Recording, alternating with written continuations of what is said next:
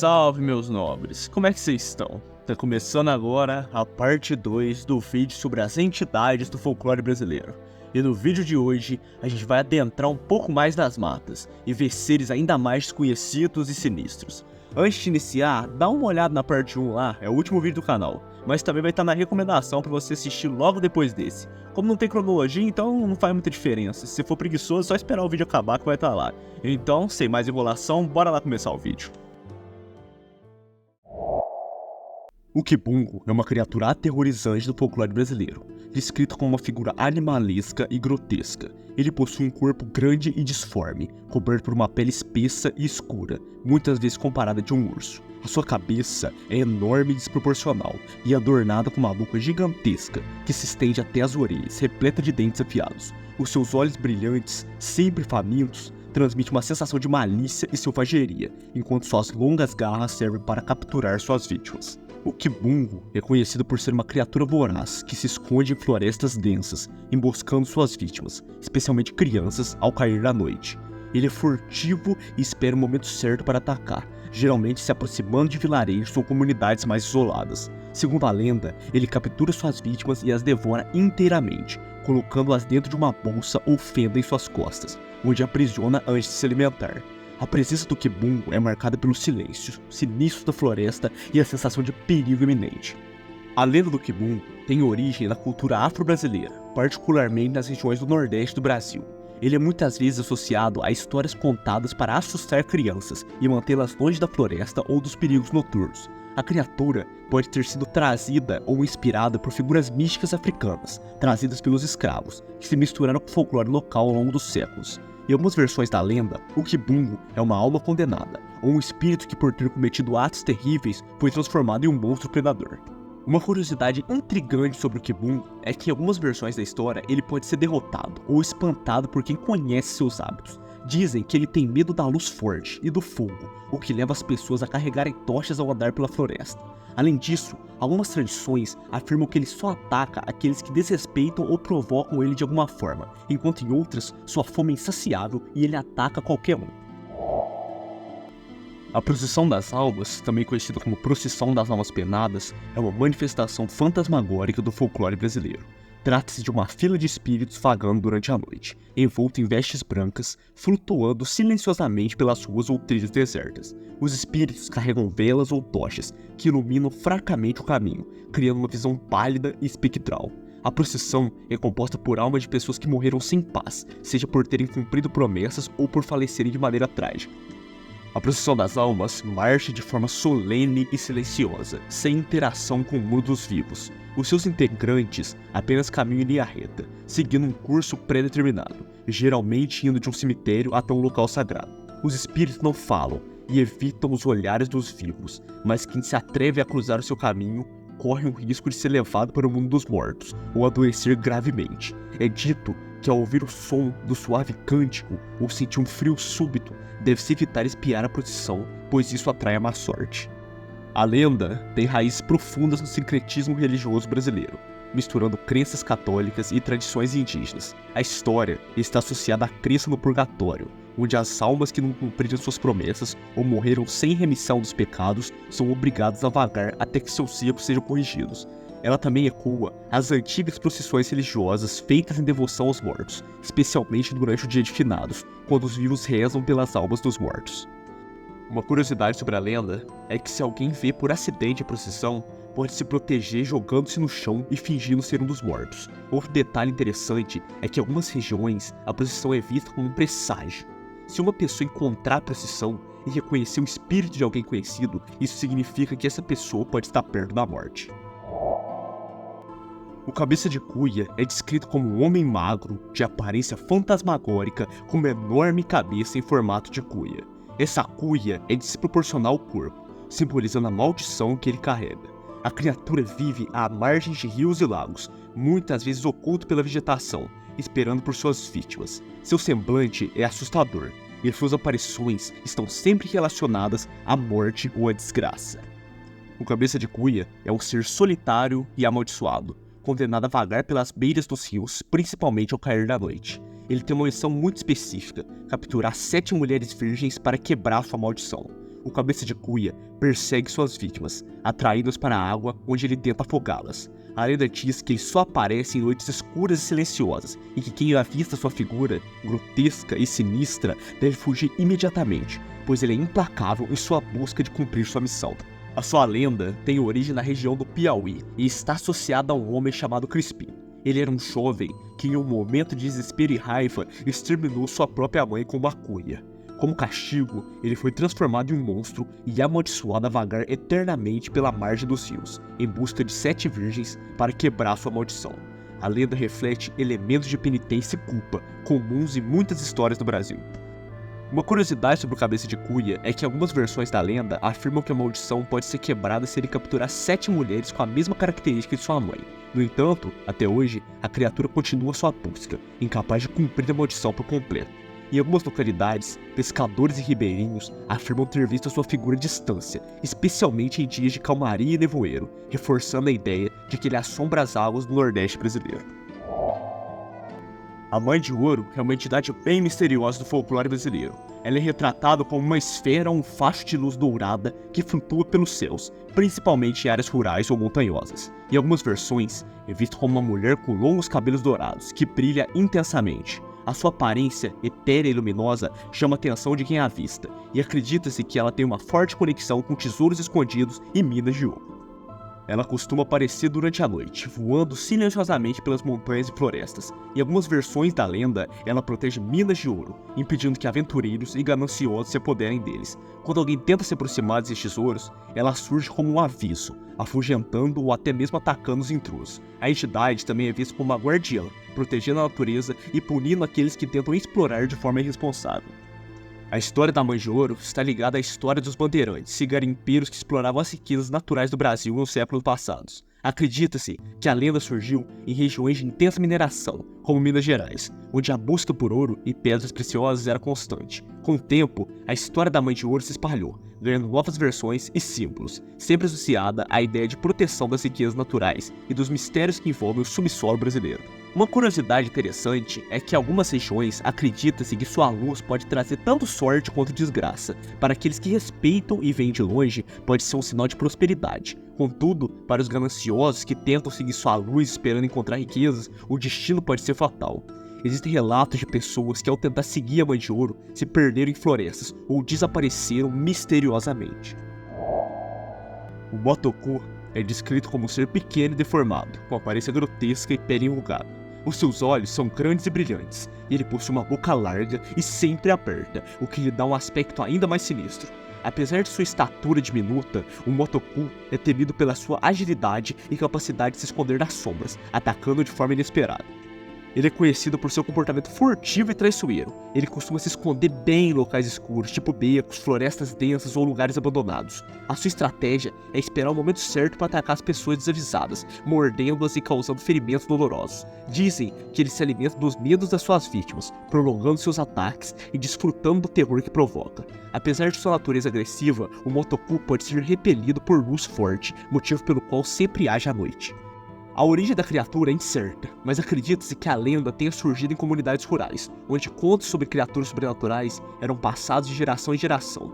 Algumas teorias dizem que ele pode ser a personificação de medos infantis e histórias contadas por pais para manter as crianças longe de lugares perigosos. Em alguns lugares, o Motoku é associado a forças malignas que habitam na escuridão, e sua figura é amplamente usada como um aviso contra curiosidade ou comportamentos irresponsáveis. Uma curiosidade sobre o Motoku é que em algumas variações da lenda acredita-se que ele não pode cruzar com água corrente, o que faz com que muitas pessoas tentem se proteger dele, ficando próximos a rios ou riachos durante a noite. Outro detalhe interessante é que em algumas regiões existe a crença de que o Motoku pode ser domado ou acalmado se a pessoa oferecer algum tipo de oferenda, como alimentos ou pequenos objetos brilhantes que ele coleciona. A rasga-mortalha é uma ave agourenta presente no folclore brasileiro, conhecida por seu aspecto sinistro e seu som peculiar, que remete ao rasgar de um tecido.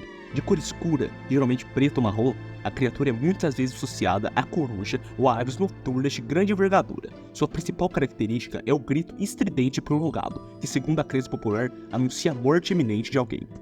Ela aparece à noite, voando silenciosamente sobre vilarejos e áreas rurais. Quando solta o seu grito, que se assemelha ao som de um tecido sendo rasgado, as pessoas costumam interpretá-lo como um presságio de morte. Ela não ataca ou interage diretamente com as pessoas, mas o simples fato de sua presença e do seu grito ser ouvido já é o suficiente para causar pavor. Muitos acreditam que a ave sobrevoa a casa de quem está prestes a morrer, selando assim o seu destino. A lenda tem suas raízes no medo ancestral da morte e no presságio associado aos animais. No Brasil, especialmente em comunidades rurais do Nordeste, onde a superstição é forte, a crença nessa ave tornou-se um símbolo de morte inevitável. Uma curiosidade interessante é que, embora a rasga-mortalha seja temida como um presságio de morte, em algumas culturas ela também pode ser vista como uma mensageira espiritual. Há quem acredita que a ave, ao anunciar a morte, não esteja trazendo desgraça, mas sim o cumprimento de um papel muito importante de levar a alma dos seres vivos para o outro plano. A comadre Florzinha é uma figura encantadora e ao mesmo tempo misteriosa do folclore brasileiro, especialmente popular lá no Nordeste. Ela é descrita como uma pequena entidade feminina, de pele morena, vestida com roupas simples de tecido branco e com uma coroa de flores em volta da sua cabeça. O seu corpo parece ser envolto por uma aura perfumada de flores silvestres, o que dá origem ao seu nome. Apesar de sua aparência doce e graciosa, a comadre Florzinha pode ter um lado vingativo. Ela é conhecida por proteger as florestas e os animais. Ela castiga aqueles que desrespeitam a natureza, caçam sem necessidade ou derrubam árvores indiscriminadamente. Suas punições variam, indo desde perda de memória até doenças misteriosas que afetam os roubados. Ela raramente é vista diretamente, mas sua presença pode ser notada pelo aroma de flores no ar ou pela súbita aparição de plantas crescendo em áreas recém-devastadas. Quando está satisfeita com o respeito demonstrado pela natureza, a comadre Florzinha retribui com proteção e sorte. A lenda está enraizada nas tradições indígenas e africanas, refletindo o respeito pela natureza presente nas culturas dessas comunidades. Em muitos lugares, a figura dela também está relacionada ao sincretismo religioso, sendo vista como uma espécie de protetora dos seres vivos. A história é passada oralmente por gerações, muitas vezes usada para ensinar as crianças a respeitar a natureza. Uma curiosidade interessante é que a comadre Florzinha também pode ser associada ao folclore de outras entidades protetoras das florestas, como o Curupira e a Caipora. Em algumas versões, ela é descrita como uma entidade que comanda pequenas criaturas da floresta, como pássaros ou insetos, que ajudam a monitorar o comportamento dos seres humanos. Alguns relatos dizem que ao sentir o perfume de flores em algum lugar inesperado da mata, é sinal de que ela está por perto. O Bradador é uma criatura misteriosa e assustadora, descrita como uma entidade invisível que habita as matas densas e ermas do interior do Brasil. Ele não tem uma forma física definida, sendo identificado principalmente por seus gritos estrondosos e aterrorizantes, que ecoam nas noites escuras. O som emitido pelo Bradador é descrito como semelhante de um trovão ou rugido de um animal gigantesco, causando medo profundo em todos que ouvem. O comportamento do Bradador é quase inteiramente baseado em suas manifestações sonoras. Ele se mantém oculto na escuridão das florestas, revelando sua presença apenas através de seus gritos que ressoam à distância. O Bradador raramente se aproxima de áreas habitadas, mas quando faz, causa pânico entre os moradores, que acreditam que seus gritos são presságios de desastres naturais, como tempestades ou deslizamentos de terras. Apesar de não ser reconhecido por atacar diretamente, o terror que provoca pode fazer algumas pessoas fugirem apressadamente ou se perderem na mata. A origem da lenda do Bradador remonta às tradições orais das comunidades rurais, especialmente no Nordeste brasileiro. Acredita-se que a criatura tenha surgido como uma forma de explicar sons inexplicáveis vindo da floresta durante a noite, como estrondos de árvores caindo ou ventos fortes. No imaginário popular, o Bradador também pode ser uma forma de que os antigos moradores darem vida a perigos naturais da região, atribuindo uma entidade a fenômenos que não podiam ser compreendidos na época. Uma curiosidade interessante sobre o Bradador é que em algumas versões da lenda ele é descrito como uma alma penada, condenada a vagar pelas florestas por causa de um crime cometido em vida. Seus gritos nesse caso seriam um lamento de dor e sofrimento. Há também quem acredite que o som do Bradador pode desorientar caçadores e viajantes, fazendo-os andar em círculo para sempre.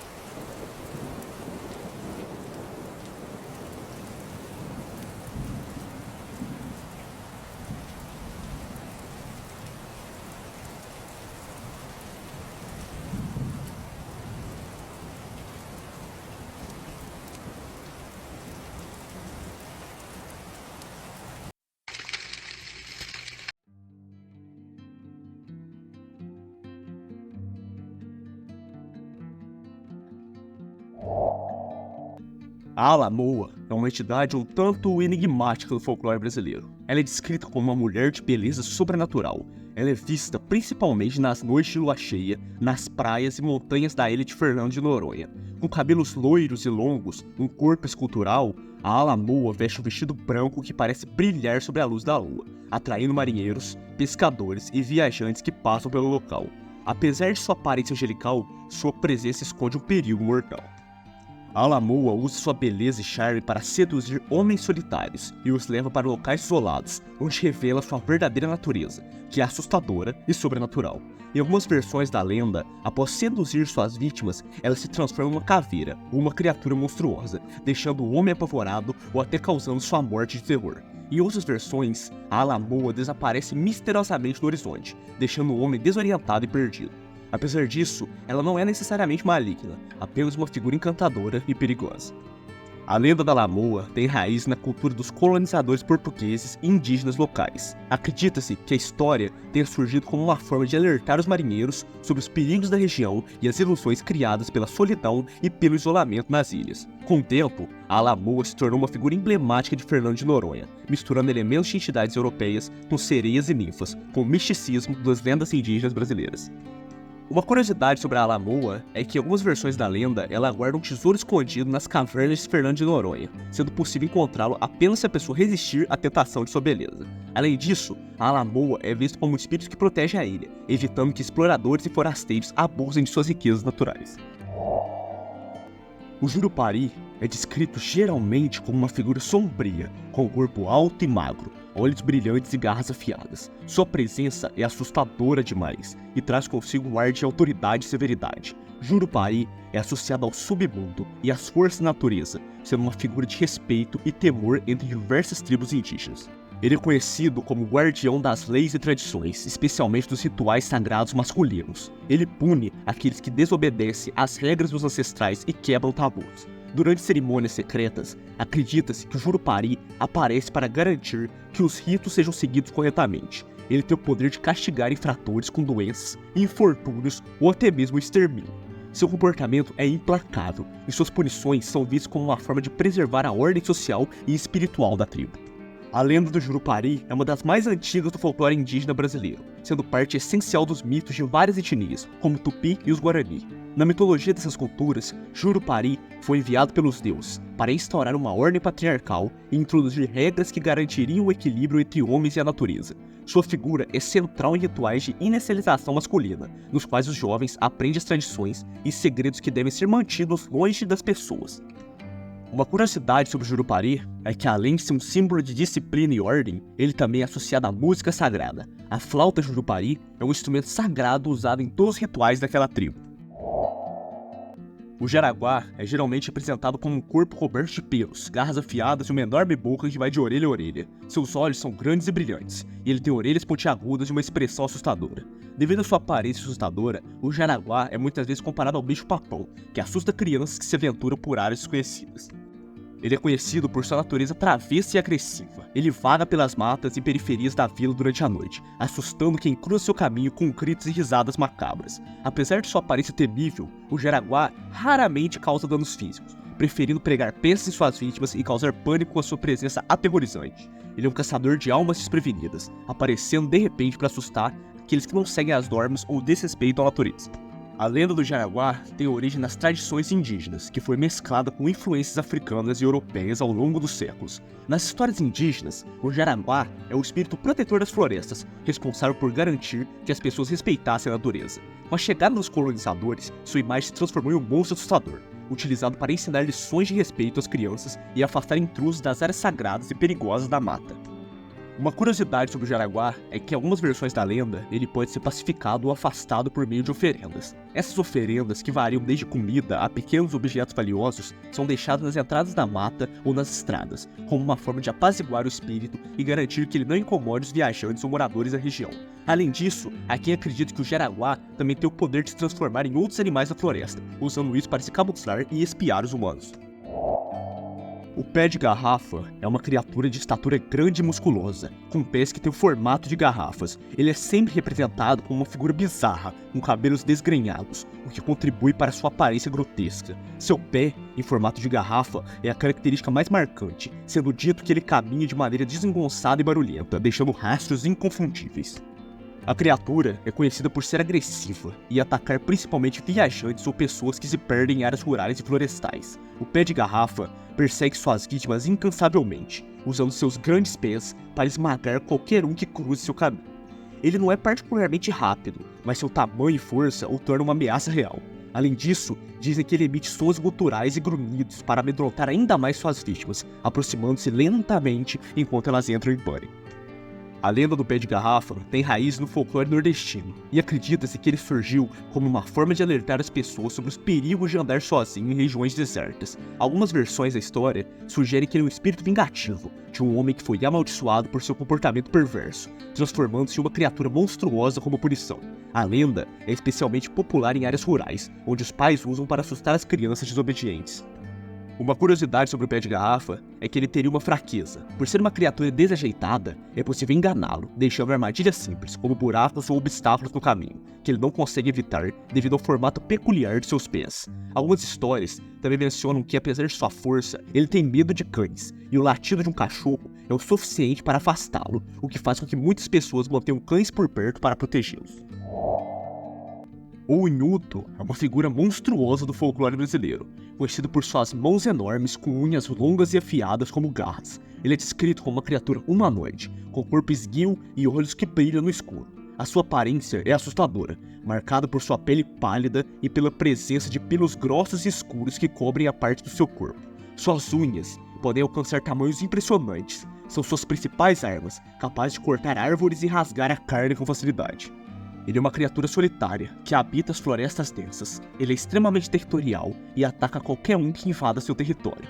Conhecido por sua furtividade, o Unhudo é silencioso ao se aproximar de suas vítimas, movendo-se rapidamente entre as árvores. Apesar de sua agressividade, ele não é uma criatura irracional e costuma evitar conflitos, preferindo emboscar suas presas em vez de enfrentá-las. Suas garras afiadas são usadas tanto para caçar quanto para se defender. A lenda tem uma origem comum em várias partes do Brasil, especialmente em áreas rurais e florestais. Alguns acreditam que ele é o espírito de um caçador que se perdeu na floresta e foi amaldiçoado por desrespeitar a mãe natureza. Outra versão sugere que ele é uma criatura primordial, que sempre existiu nas profundezas da mata, protegendo o equilíbrio do ambiente ao atacar quem causa sua destruição. A lenda pode ter tido suas origens indígenas mescladas com influências europeias durante o período colonial. Uma curiosidade interessante é em que algumas versões da lenda ele é descrito como tendo aversão ao som de metal batendo. É dito que o barulho de ferramentas metálicas, como facões ou machados, pode afastá-lo, o que leva os moradores das regiões rurais a carregar objetos metálicos consigo como uma forma de proteção quando precisam adentrar nas florestas. Também há histórias de que o Unhudo só aparece em noites de lua, quando a escuridão é total, tornando a sua presença ainda mais assustadora.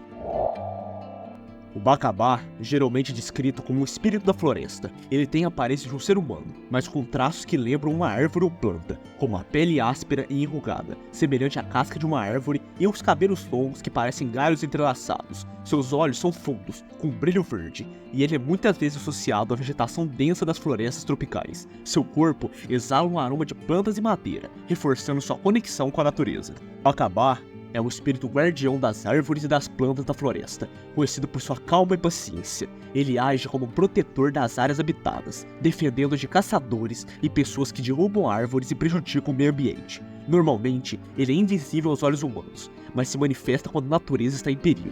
Ao se deparar com a destruição ou caça excessiva, o Bacabá passa a assombrar aqueles que o provocam, fazendo-se perderem na floresta ou causando visões de pesadelos para afastá-los da área protegida. A lenda provavelmente tem origem nas tradições indígenas da Amazônia, onde o respeito pela natureza e pelos espíritos da floresta é algo muito forte. A entidade pode estar ligada ao culto de árvores específicas, como a palmeira bacaba, o que é considerado uma árvore sagrada em muitas tradições. Esses mitos foram passados de geração em geração, como uma forma de transmitir ensinamentos sobre a preservação da natureza e o respeito pelos espíritos que nela habitam. Uma curiosidade interessante é que ele também pode ser benevolente, guiando aqueles que estão perdidos na floresta, mas apenas se forem pessoas de coração puro e que não tenham causado danos ambientais. Em algumas histórias, ele oferece proteção aos viajantes, ou caçadores que demonstram respeito pela floresta, ajudando-os a encontrar o caminho de volta ou presenteando-os com frutos da terra. Essa dualidade o torna uma figura tão temida quanto referenciada.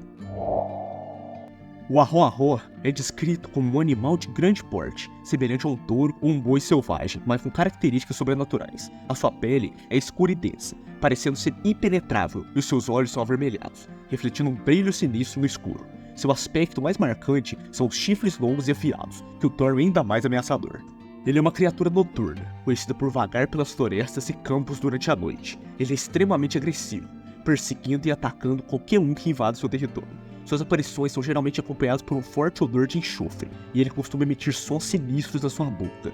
Embora seja uma figura assustadora, há histórias de pessoas que conseguiram escapar ao subir em árvores ou buscar abrigo em locais altos, já que o arro-arro não pode escalar. A sua lenda vem de tradições indígenas e foi incorporada ao folclore das regiões pantaneiras. Ele é visto como o espírito guardião dos campos e florestas, protegendo as áreas naturais contra invasores e exploradores. Alguns dizem que o arro-arro é o espírito de um boi sagrado que foi sacrificado injustamente, voltando para assombrar aqueles que não respeitam a terra. A lenda também pode ter influências de contos sobre bois fantasmas que permeiam o imaginário rural brasileiro. Uma curiosidade sobre o arro-arro é que ele é temido por vaqueiros e viajantes noturnos, que acreditam que avistar essa criatura traz má sorte e desgraça. Para se proteger do arro-arro, muitas pessoas carregam amuletos ou cruzes, acreditando que a criatura tem aversão a símbolos religiosos. Além disso, em algumas versões da lenda, ele desaparece ao amanhecer, como se fosse uma criatura amaldiçoada que só pode vagar nas sombras durante a noite.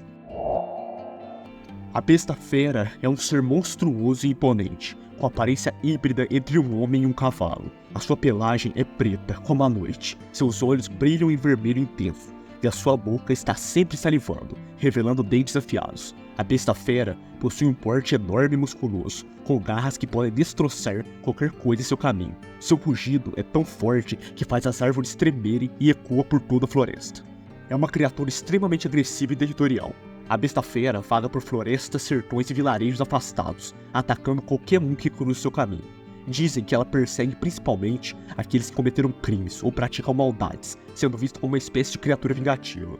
Apesar de ser um predador feroz, há relatos de que a besta fera aparece mais frequentemente à noite, aproveitando a escuridão para caçar em silêncio. Seu movimento é rápido e furtivo, apesar de seu tamanho, tornando-a quase impossível de escapar.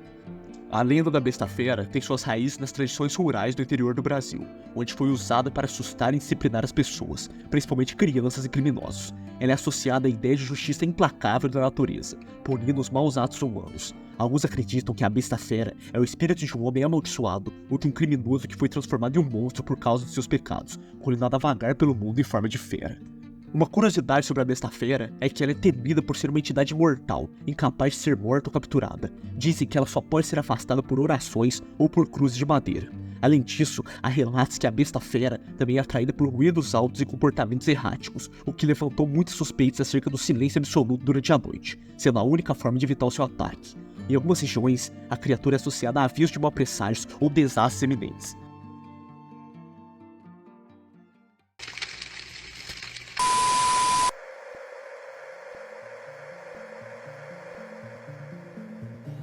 Much of our future depends on the way we use this medium of communication, for its influence on thinking and action.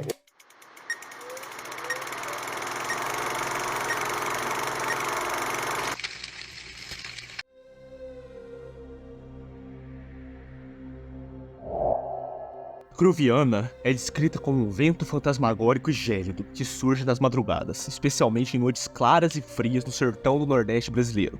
Ela é personificada como uma entidade invisível, mas algumas lendas a retratam como uma mulher esguia e pálida vestida de branco, flutuando pela paisagem desolada. Sua presença é anunciada pelo som suave e assobio do vento forte e cortante, que pode ser sentido antes mesmo que ela chegue. A Cruviana tem um comportamento imprevisível e traiçoeiro. Ela parece sem aviso, trazendo consigo rajadas de frio que podem causar calafrios e até mesmo doenças respiratórias. Em algumas versões da lenda, ela se manifesta em forma de uma brisa que mexe nas folhas das árvores, enquanto em outras, ela é vista como um furacão pequeno, mas potente, que assusta animais e derruba colheitas. Ela é conhecida por assombrar casas e assustar viajantes noturnos, especialmente aqueles que se aventuram sozinhos pelos sertões. A lenda da Cruviana tem origem nas tradições populares do sertão nordestino, onde os ventos fortes que surgem durante a noite eram explicados como manifestações sobrenaturais. Acredita-se que a lenda tenha sido criada como uma forma de explicar as variações climáticas locais e ao mesmo tempo dar um som sinistro aos mistérios das noites frias. Em algumas regiões, a Cruviana é vista como o espírito de uma mulher que morreu de frio e desde então vaga pelas noites buscando vingança ou companhia. Uma curiosidade sobre a Cruviana é que algumas pessoas acreditam que ela tem o poder de curar certas enfermidades, se invocada da maneira correta, enquanto outras dizem que a única forma de se proteger dela é mantendo as portas e janelas bem fechadas durante a noite. Há também quem afirme que ela é atraída por música suave e pode ser causada por instrumentos tocando sozinhos ao vento. A Cruviana continua sendo tema de contos e causos do sertão, sendo tanto temida quanto respeitada. O Capa é descrito como um homem alto e misterioso, sempre envolto de uma capa preta que cobre quase todo o seu corpo, deixando apenas uma sombra em sua face visível. O Capa move-se de maneira silenciosa, e sua presença é marcada por um frio arrepiante e uma aura de mistério. Sua capa parece ter vida própria, às vezes se expandindo como se estivesse prestes a engolir tudo ao seu redor. O Capa é um ser noturno, que persegue aqueles que vagam sozinhos durante a noite. Ele pode surgir de repente, em ruas desertas, estradas rurais ou até mesmo em becos escuros, aproximando-se lentamente de suas vítimas sem fazer barulho. As pessoas que encontram o Capa geralmente sentem um calafrio inexplicável e são tomadas por uma sensação de pânico. Ele não fala, ele raramente interage, mas seu olhar penetrante e a presença ameaçadora são suficientes para deixar qualquer um aterrorizado. Em algumas versões da lenda, ele pode sugar a energia ou até mesmo a alma de quem cruza o seu caminho. Ele pode ser uma representação simbólica da morte, ou uma figura que personifica um medo desconhecido. Em algumas tradições, o Capa é associado a pactos demoníacos ou maldições, sendo um homem que fez um acordo sombrio e agora está condenado a vagar pela eternidade, cobrindo-se com uma capa amaldiçoada. Uma curiosidade interessante sobre o Capa é que em algumas versões da lenda ele aparece para aqueles que carregam uma alma muito pesada ou estão destinados a encontrar a morte em breve. Para os supersticiosos, ver o Capa é um presságio de má sorte ou de eventos trágicos eminentes. Contudo, há quem acredita que o Capa também pode ser um guardião, protegendo certos indivíduos de perigos maiores, embora esse lado mais positivo da lenda seja raro de se encontrar. Boi Vaquim é uma criatura folclórica que lembra um boi comum, mas com características sobrenaturais. Ele é descrito como um animal enorme, com olhos brilhantes e reluzentes, muitas vezes visto durante a noite em fazendas rurais. Sua pelagem é preta como a escuridão, e seus chifres são curvados e ameaçadores. Apesar de sua aparência de boi, há algo perturbador em sua presença, como se ele fosse mais uma assombração do que um ser vivo.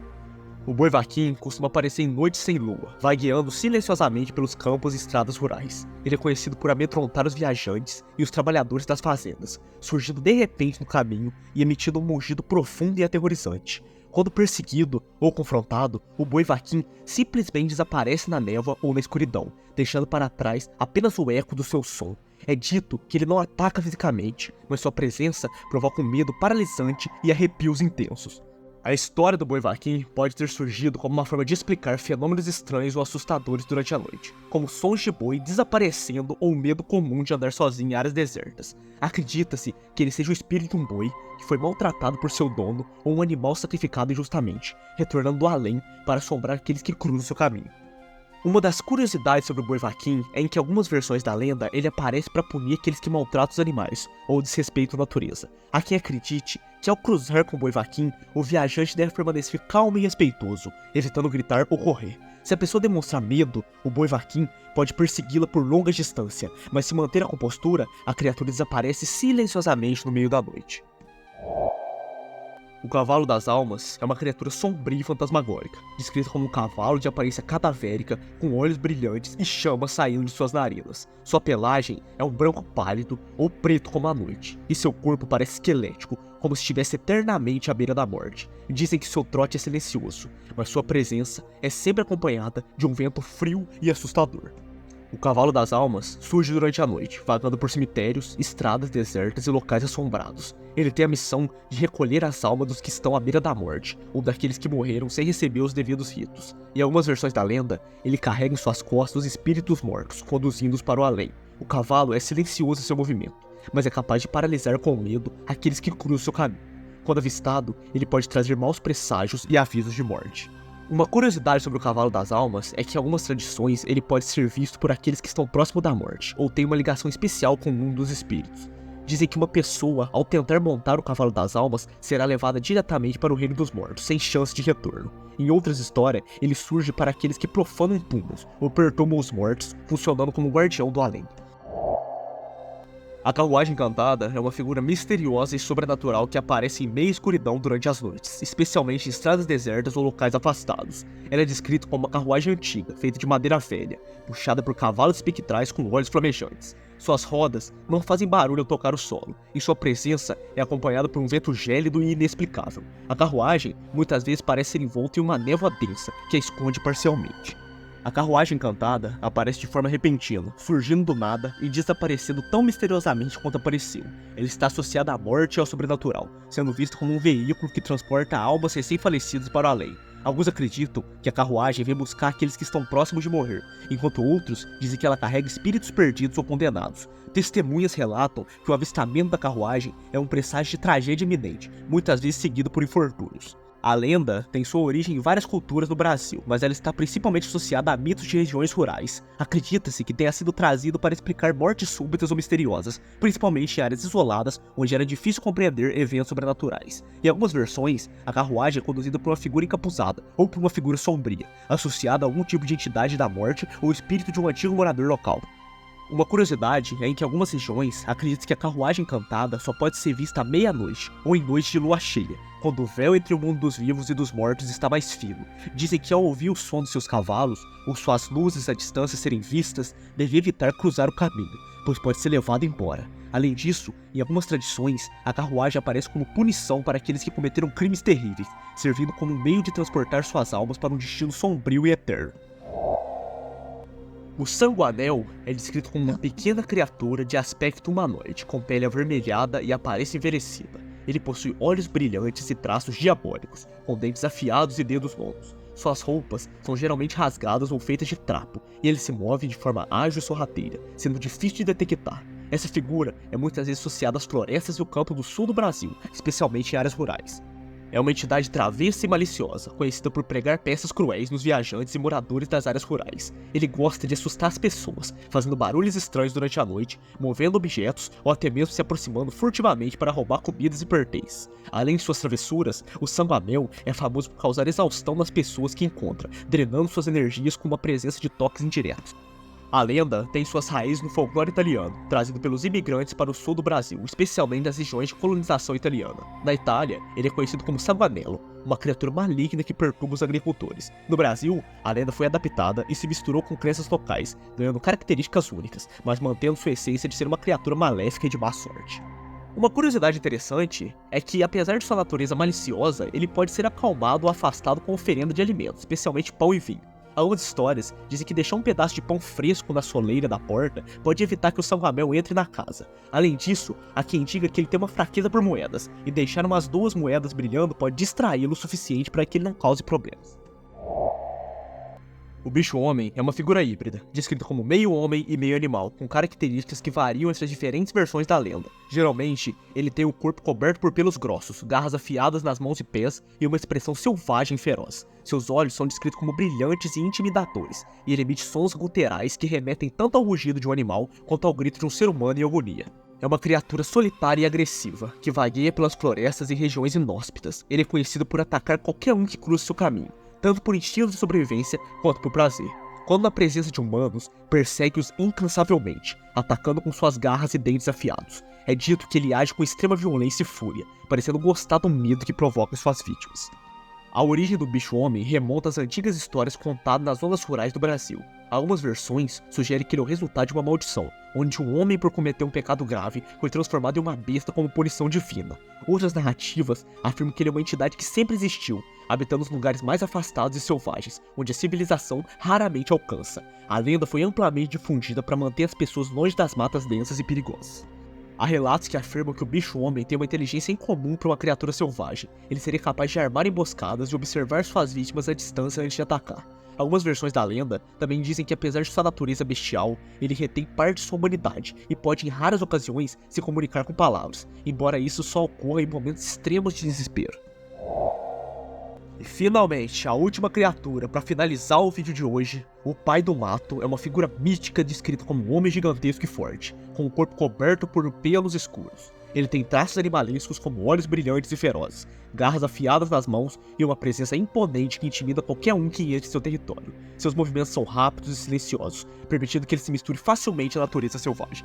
O Pai do Mato é um guardião das florestas, protetor dos animais que vivem nela. Ele é agressivo com qualquer ser humano que tente caçar ou destruir seu habitat. Dizem que ele ataca invasores com brutalidade, utilizando sua força sobre-humana para esmagar ou afugentar aqueles que perturbam a paz da floresta. Contudo, em algumas versões, ele pode ser amigável com quem respeita a natureza e os animais. A lenda do Pai do Mato tem raízes indígenas e se espalhou pelo Brasil através do folclore rural. Em várias regiões, ele é considerado uma entidade antiga, ligada ao espírito das florestas, surgindo como um guardião natural das matas e da fauna. Algumas tribos o veneram como um protetor espiritual, que mantinha o equilíbrio entre os humanos e a natureza, punindo os que violavam o equilíbrio. Dito que o Pai do Mato tem a capacidade de controlar os animais da floresta, convocando-os para ajudá-lo a defender seu território. Além disso, algumas histórias afirmam que ele pode desaparecer nas sombras das árvores, tornando-se invisível para seus inimigos, o que faz com que ele seja praticamente impossível de capturar ou derrotar.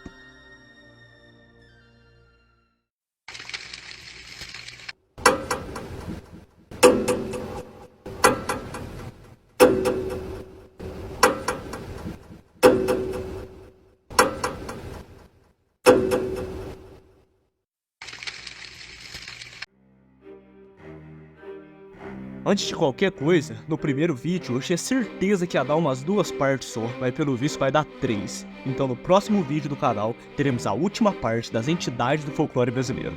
E esse foi o vídeo de hoje, pessoal. O folclore brasileiro é muito da hora de explorar, cara. Quando você pega pra pesquisar, você acha muita pérola. Porque quando a gente vê por cima, pode parecer muito simples, com as criaturas até clichê até. Mas imagina só, você em uma roça, no meio da madrugada, do nada, e você começa a ouvir esses gritos.